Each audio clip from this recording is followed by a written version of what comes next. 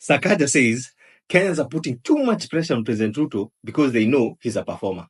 But what about SAKAJA's own performance? 879 days into office, SAKAJA has only just delivered 39% of his campaign promises. Those are bold words, Bwana SAKAJA, from a below average performer.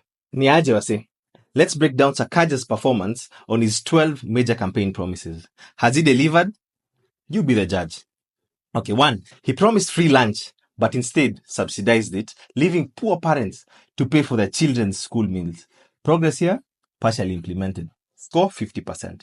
He promised to construct 17 centers for special needs children. 2 years in, minimal progress has been done, and not a single one has been built. Score 20%. He promised a city metro rail system to ease congestion. To date, no concrete steps or feasibility studies have been reported yet. Score 10%. He promised a county blood bank to save lives, but no progress has been reported despite this project being included in county development plans.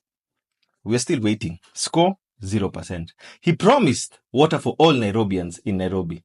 Some areas, yes, have seen improvements, but many still suffer water shortages. Score 60%. He promised to enforce county requirements for playing grounds in residential areas, but progress is minimal, with developers prioritizing profits and ignoring the requirements for children's spaces. Look at areas such as South C, South B, and Kilimani. Score 30%.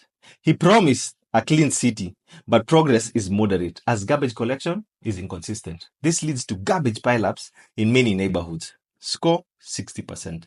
He promised the improvement of public toilets, bus stops, and street furniture.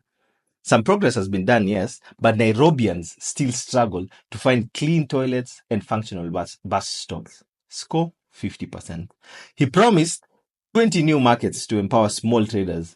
The target is far from achieved. What we see is a handful of renovations, which does not count as new markets. Score 30%. He promised a unified business permit. This is partially implemented for some sectors, but it's one of the few visible achievements that is done. But is 1 out of 12 enough to call success? Score 70%. He promised to build sports complex in every constituency. Progress is limited, with most projects still in the early stages. And none whatsoever is complete. Score 30%. He promised to decentralize public services, but 2 years in, decentralization remains incomplete. We still waste our time at county offices waiting for basic services. Score 60%. In conclusion, out of the 12 main campaign promises, Governor SAKAJA has only delivered 39%, a below average performance from you, Mr. Governor. How do you score your governor? Share in the comment section and also DM us for any clarifications on the scorecard templates. Let's keep demanding for accountability.